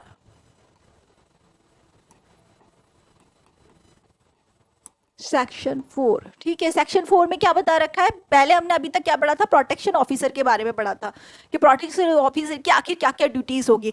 अब हम क्या पढ़ रहे हैं कि भाई अब पीड़ित महिला जो प्रोटेक्शन ऑफिसर है वहां तक सूचना कैसे पहुंचेगी, मजिस्ट्रेट साहब के पास सूचना कैसे पहुंचेगी। तो पीड़ित महिला घरेलू हिंसा की जो सूचना है उसके संबंध में ही बता रखा है कि संरक्षण अधिकारी को सूचना कोई भी व्यक्ति जिसके पास ये विश्वास करने का कारण है कि घरेलू हिंसा का कोई भी कार्य किया गया है या किया जा रहा है या किया जाने की संभावना है, वह इसके बारे में संबंधित जो संरक्षण अधिकारी उसको जानकारी दे सकते हैं। संरक्षण अधिकारी को जानकारी यहाँ पर आएगा, संभावना है इसके बारे में संबंधित संरक्षण अधिकारी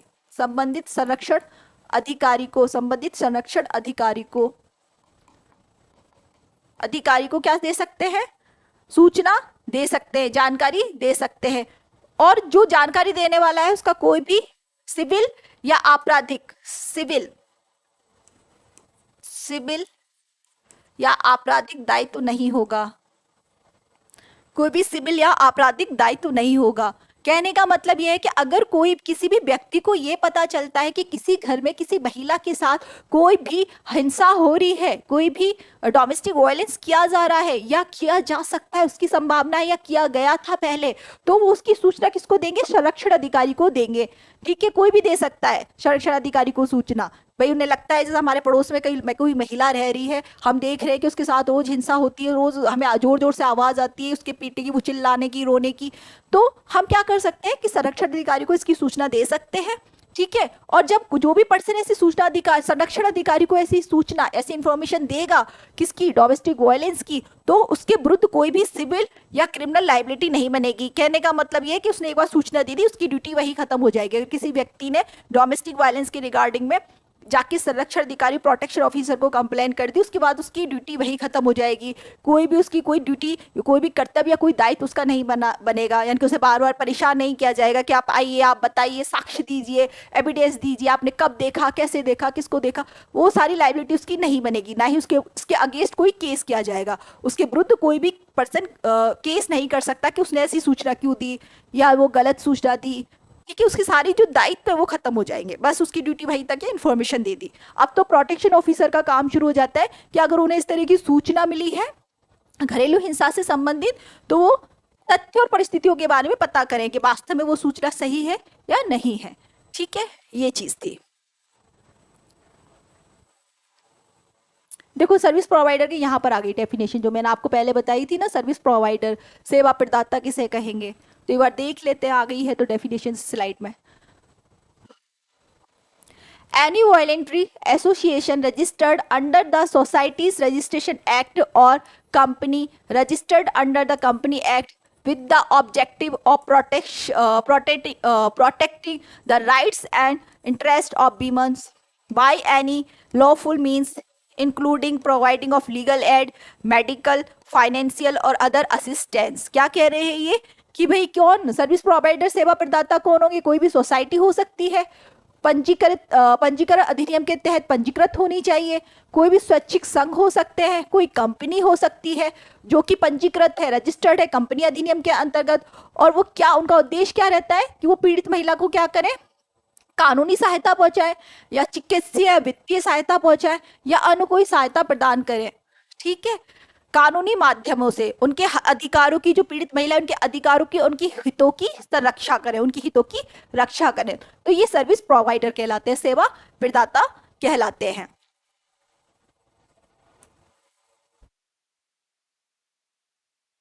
अब क्योंकि ड्यूटीज हमने प्रोटेक्शन ऑफिसर की ड्यूटीज देखी, तो अब हम ड्यूटीज देखेंगे किसकी? जो हमारे गवर्नमेंट है, हमारी सरकार है, उसकी भी तो कुछ ड्यूटीज होगी ना इस अधिनियम के अंतर्गत। तो जो ड्यूटीज ऑफ गवर्नमेंट इस अधिनियम के अंतर्गत, सरकार की क्या ड्यूटीज है, सरकार के क्या कर्तव्य, उन्हें भी हम देख लेते हैं एक बार। ड्यूटीज ऑफ गवर्नमेंट, देखो सबसे पहले जो हमारी सरकार है उसकी इस अधिनियम के अंतर्गत क्या कर्तव्य है, ये क्वेश्चन आ सकता है, इसलिए मैंने इसमें यहाँ पर स्लाइड में लिया है। तो ये क्या है? The provision of this act are given wide publicity through the public media including the television, radio and the print media at the regular intervals. ये क्या कह रहे हैं कि गवर्नमेंट की क्या ड्यूटी होगी, हमारी जो सरकार है उसका क्या कर्तव्य है कि इस अधिनियम के जो प्रावधान है उनकी ज्यादा से ज्यादा प्रकाशन करें, पब्लिसिटी करें उनकी। ठीक है, कि इस अधिनियम से के प्रावधानों को नियमित रूप से या एक अंतराल में, नियमित अंतराल में क्या करें? पब्लिकेशन करें, उनका प्रकाशन करें। किस किस माध्यम से कर सकते हैं? वो टेलीविजन के माध्यम से, रेडियो के माध्यम से, अखबार के माध्यम से या अन्य कोई भी माध्यम जिससे आम जनता तक इस अधिनियम से संबंधित प्रावधान पहुंच सके। तो किसी भी माध्यम से इसकी पब्लिसिटी करें, भाई प्रकाशन करो, लोगों को जागरूक करो, लोगों को बताओ, महिलाओं को ये बताओ कि उनके पास ये अधिकार है, या लोगों को ये बताओ किस तरह के घरेलू हिंसा अधिनियम से संबंधित कुछ अधिकार महिलाओं को दे रखे हैं। इसके अलावा क्या है?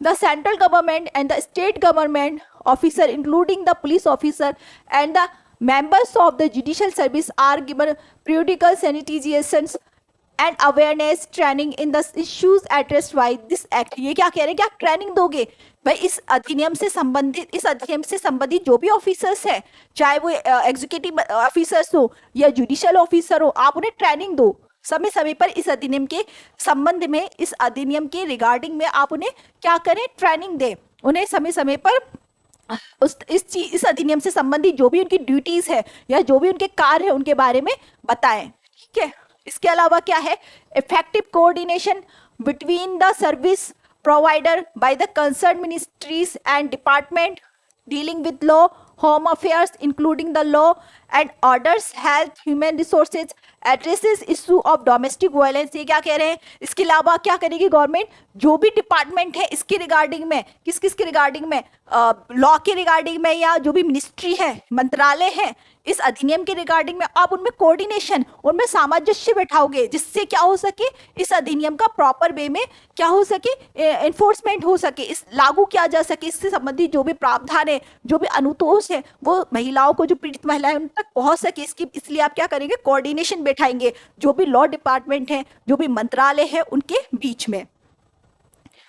इसके अलावा क्या है, protocols for the various ministries concerned with the delivery of service to woman under this act. वे आप क्या करेंगे, इसके अलावा क्या करेंगे, जो भी सेवाएं पीड़ित महिला को दी जाती हैं, जो भी सेवाएं पीड़ित महिला को दी जाती हैं, आप उन तक उनको उन सेवाओं को पहुंचाने में मदद करेंगे। ठीक है, इस तरह का एक प्रोटोकॉल तैयार करेंगे जिससे क्या हो सके कि जो पीड़ित महिला है उस तक प्रॉपर जो सेवाएं दी जा रही है इस अधिनियम के अंतर्गत, आश्रय गृह हुआ या लीगल एड हुआ या मेडिकल जो भी हेल्प हुई, तो आप जो, या मॉनेटरी हेल्प हुई, तो जो भी आप हेल्प दे रहे हैं वो प्रॉपर उस महिला तक, पीड़ित महिला तक पहुंच सके, उसके लिए प्रॉपर एक प्रोटोकॉल तैयार करेंगे। ठीक है, मानव संसाधन से संबंधित मंत्रालयों के विभागों द्वारा प्रदान की जाने वाली सेवाओं के बीच में समन्वय बैठाएंगे। इस अधिनियम के तहत अदालतों सहित महिलाओं को सेवाओं की डिलीवरी से संबंधित विभिन्न मंत्रालयों के लिए प्रोटोकॉल तैयार करेंगे। ठीक है, ये चीजें हैं। तो ड्यूटीज क्या हुई गवर्नमेंट की, हमें क्या समझ में आया कि क्या ड्यूटीज हुई गवर्नमेंट की, तो पहली ड्यूटीज क्या हुई, हमारी सरकार क्या करेगी, इस अधिनियम से संबंधित जो प्रावधान है उनका अधिक से अधिक पब्लिकेशन करेगी, प्रकाशन करेगी, या हम कहें जिसका कि एडवर्टाइजमेंट करेगी, जिससे क्या हो, लोगों को इस अधिनियम की जानकारी हो सके, चाहे वो रेडियो से करें, चाहे न्यूज़पेपर से करें, चाहे अन्य कोई भी माध्यम जो उन्हें लगता है उचित। इसके अलावा सेंट्रल गवर्नमेंट क्या करेगी, जो भी मंत्रालय है, डिपार्टमेंट है, लॉ डिपार्टमेंट या मिनिस्ट्री है, उनके बीच में कोऑर्डिनेशन स्थापित करेगी जिससे इसे प्रभावी रूप से लागू किया जा सके। और जो हमारे एग्जीक्यूटिव ऑफिसर है या जुडिशियल ऑफिसर है, उन्हें इस अधिनियम से संबंधित ट्रेनिंग दी जाएगी, इस अधिनियम के संबंधित जो प्रावधान है उनके बारे में समय समय पर बताया जाएगा। और प्रोटोकॉल, एक ऐसा प्रोटोकॉल तैयार किया जाएगा जिससे जो पीड़ित महिला है उसके पास प्रॉपर जो सेवा है इस अधिनियम के अंतर्गत दी जाने वाली उस महिला तक पहुंच सके। तो ये ड्यूटी किसकी होगी, हमारी सरकार की होगी, सरकार इस तरह की व्यवस्था करेगी।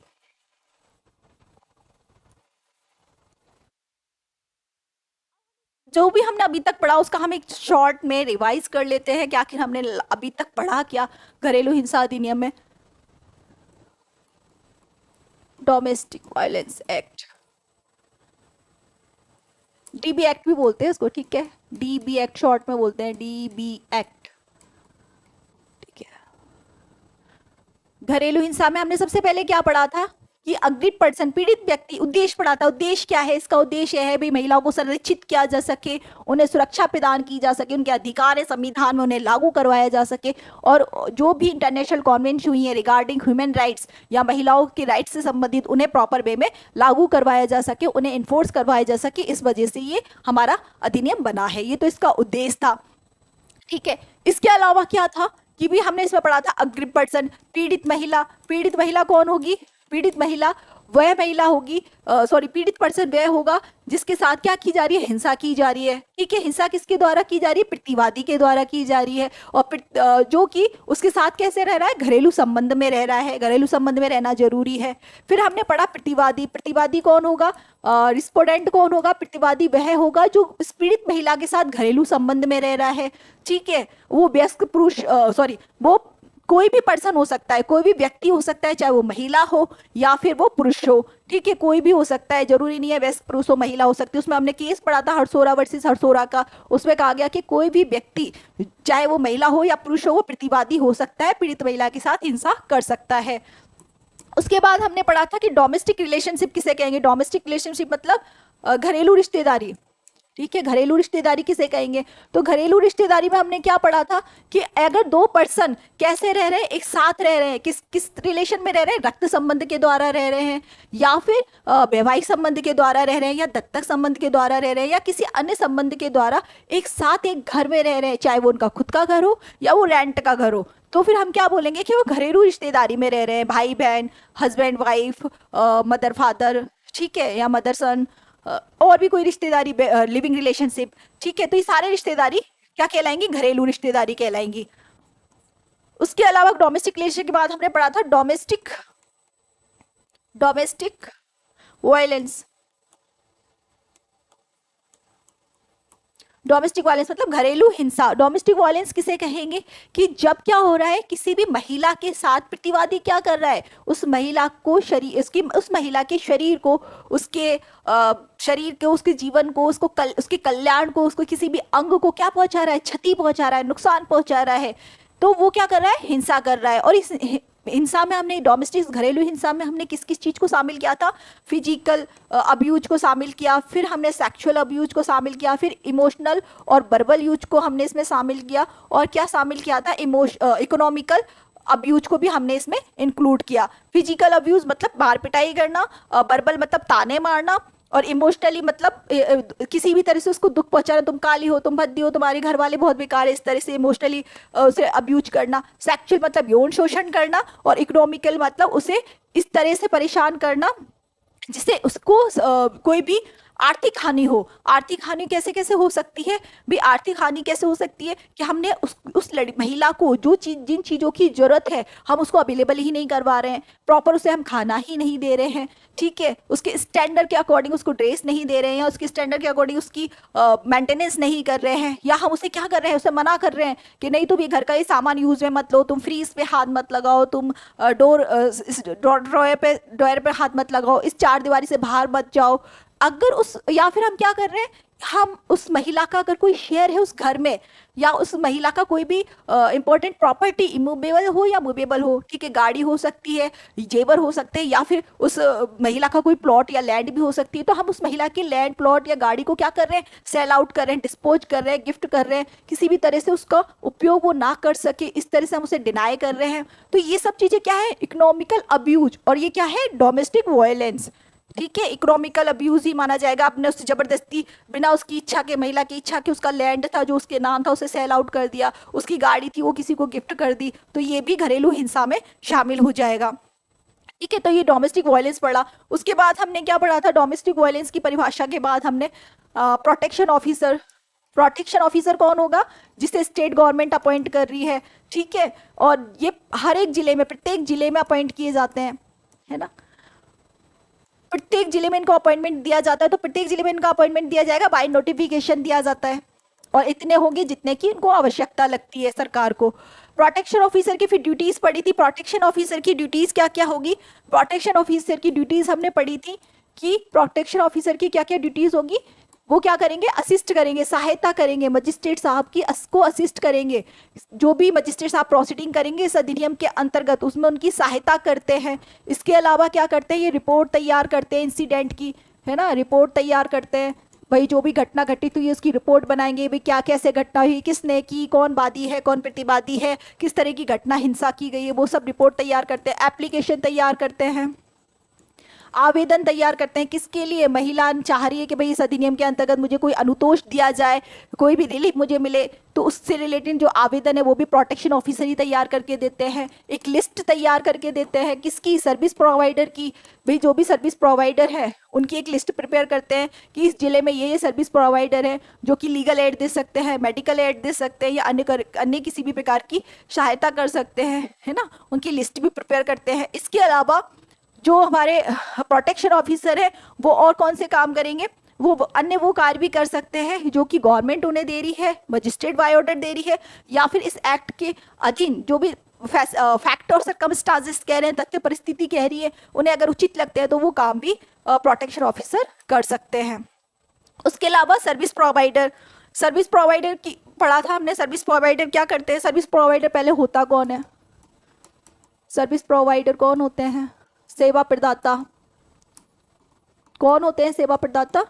जो कि रजिस्टर्ड कंपनी है, जो रजिस्टर्ड सोसाइटी है, कंपनी एक्ट के अंदर रजिस्टर्ड है, या कोई भी प्राइवेट इंस्टीट्यूशंस है जो कि रजिस्टर्ड है, वो सर्विस प्रोवाइडर हो सकते हैं। अब ये सर्विस प्रोवाइडर क्या क्या काम करते हैं, ये जो भी पीड़ित महिला है उसे क्या करते हैं, फैसिलिटी अवेलेबल करवाते हैं। किस किस चीज़ की, मेडिकल की करवाते हैं, उन्हें आश्रय गृह दिलवाते हैं, शेल्टर हाउस दिलवाते हैं, और लीगल एड अवेलेबल करवाते हैं, ठीक है, और अन्य कोई सुविधा जो महिला के लिए उस समय उचित प्रतीत होती है, तो वो सारी सर्विस प्रोवाइडर अवेलेबल करवाते हैं, प्रदत्त करवाते हैं।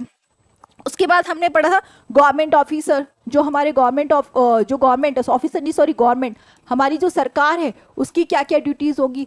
तो सरकार की क्या क्या ड्यूटीज़ होंगी कि सरकार क्या करेंगे, पब्लिकेशन करेंगे। इस अधिनियम के अंतर्गत जो प्रावधान है, इस अधिनियम के अंतर्गत जो महिलाओं को अधिकार दे रखे हैं, उनका ज़्यादा से ज़्यादा प्रकाशन करेंगे, लोगों को जागरूक करेंगे, बताएंगे कि इस तरह के भी अधिनियम है और इस तरह की कोई महिलाओं को अधिकार दे रखे हैं, चाहे वो रेडियो से करें, टेलीविजन से करें, अखबार से करें, या अन्य किसी माध्यम से करें। उसके अलावा सरकार क्या करेगी, कोऑर्डिनेशन बिठाएगी किसके बीच में, जो भी डिपार्टमेंट्स ऑफ लॉ हैं, लॉ के डिपार्टमेंट है, जो मिनिस्ट्रीज हैं, मंत्रालय हैं, और जो भी जो ऑफिसर्स हैं उनके बीच में कोऑर्डिनेशन बिठाएगी। क्यों बिठाएगी, जिससे एक प्रॉपर वे में इफेक्ट आ सके, इस अधिनियम के प्रावधान सभी को प्रॉपर वे में मिल सके, प्रोविजन सबको मिल सके, जो भी इस अधिनियम के अधिकारों महिलाओं तक पहुंच सके। इसके अलावा सरकार की क्या ड्यूटी होगी कि सरकार क्या करेगी, जो भी जुडिशियल या एग्जीक्यूटिव ऑफिसर हैं उन्हें समय समय पर ट्रेनिंग देगी। क्यों ट्रेनिंग देगी, जिससे वो इनके अधिनियम में जो भी अधिकार दे रखे हैं, जो भी उनकी ड्यूटीज़ दे रखी है, जो भी उनके कर्तव्य दे रखे हैं, उनके बारे में वो जान सके, या इस अधिनियम को प्रॉपर वे में लागू किया जा सके, इस रिगार्डिंग में ट्रेनिंग दी जाएगी। उसके अलावा जो हमारी गवर्नमेंट है, गवर्नमेंट क्या करेगी, एक प्रोटोकॉल ऐसा तैयार करेगी कि इस अधिनियम के अंतर्गत जितने भी अनुतोष और रिलीफ है वो महिला तक पहुँच सके प्रॉपर वे में। तो ये हमारी सरकार की ड्यूटीज हो गई। इसके अलावा एक क्वेश्चन है, जैसे अगर सपोज करो भाई, क्या घरेलू हिंसा जब की जाती है, घरेलू हिंसा जब की जाती है तो क्या क्या नुकसान होते हैं, क्या क्या नुकसान हो सकते हैं, या कि घरेलू हिंसा से होने वाले नुकसान, घरेलू हिंसा से सोसाइटी में क्या नुकसान होगा। तो भाई सोसाइटी में एक कॉमन सा क्वेश्चन है, पूछा जा सकता है, भाई घरेलू हिंसा अगर किसी महिला के साथ की जा रही है तो उससे सोसाइटी पे क्या प्रभाव पड़ेगा, नेगेटिव या पॉजिटिव। तो ऑब्वियसली नेगेटिव इफेक्ट पड़ेगा, नुकसान होगा। तो क्या क्या हो सकता है भाई, हम कह सकते हैं कि जब घरेलू हिंसा किसी महिला के साथ अगर की जा रही है तो हमारी जो सोसाइटी है वो एक तरह से कहीं ना कहीं डेवलप या विकसित नहीं होगी। क्यों नहीं होगी, क्योंकि जब महिला ही सुरक्षित नहीं होगी, संरक्षित नहीं होगी, वो कहीं ना कहीं परेशान होगी, तो जो उसके बच्चे हैं तो उन पर भी जो इफेक्ट है वो अच्छा नहीं जाएगा, या उनका प्रॉपर डेवलपमेंट वो नहीं कर पाएगी। जब महिला डेवलप नहीं हो पाएगी, हमारे जो फ्यूचर बच्चे, जो हमारे फ्यूचर कहलाते हैं, अगर वो डेवलप नहीं हो पाएंगे, विकसित नहीं हो पाएंगे, तो समाज कैसे विकसित होगा। तो कहीं ना कहीं हर तरह से ये जो घरेलू हिंसा है वो सोसाइटी के लिए नुकसानप्रद है या हानिकारक है। तो घरेलू हिंसा नहीं हो, इस वजह से इस अधिनियम को बनाया गया। और हमें एक्चुअली इसका कारण क्या क्या हो सकता है घरेलू हिंसा का, देखो ऐसा नहीं है, वैसे बोल सकते हैं कि आर्थिक कारण हो सकता है, व्यर्थ कहीं धन की कमी है तो डिमांड की जाती है दहेज की, लेकिन ऐसा नहीं है, बहुत पैसे वाले लोग भी या रिची लोग भी या जो एजुकेटेड लोग हैं वो भी घरेलू हिंसा करते हैं। लेकिन लिख सकते हैं आर्थिक कारण, अशिक्षा, ठीक है, एजुकेशन, ठीक है, लिटरेसी जिसे बोलते हैं, और इलिटरेसी, और आर्थिक संरक्षण, आर्थिक अशिक्षा, और कौन कौन से कारण हो सकते हैं।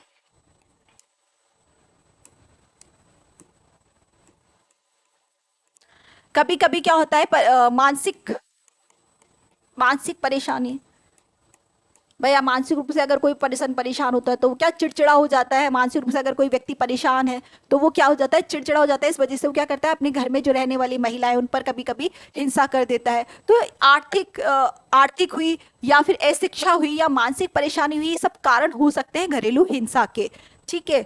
ये हमारी हो गई घरेलू हिंसा से संबंधित जो हमारे प्रोविजन थे अभी तक। उसके अलावा कुछ प्रोविजंस और रहे हैं जिन्हें हम कल की क्लास में देखेंगे। आज की क्लास में इतना ही, और कल की नेक्स्ट जो क्लास होगी इसमें हमारे जो थोड़े बहुत प्रोविजन और बचे, कुछ प्रावधान घरेलू हिंसा से संबंधित बचे, उन्हें हम नेक्स्ट क्लास में देखेंगे। Thank you so much. अगर कुछ भी समझ में नहीं आया हो तो आप कमेंट बॉक्स में लिख सकते हैं, उसे दोबारा हम रिवाइज कर लेंगे। Thank you.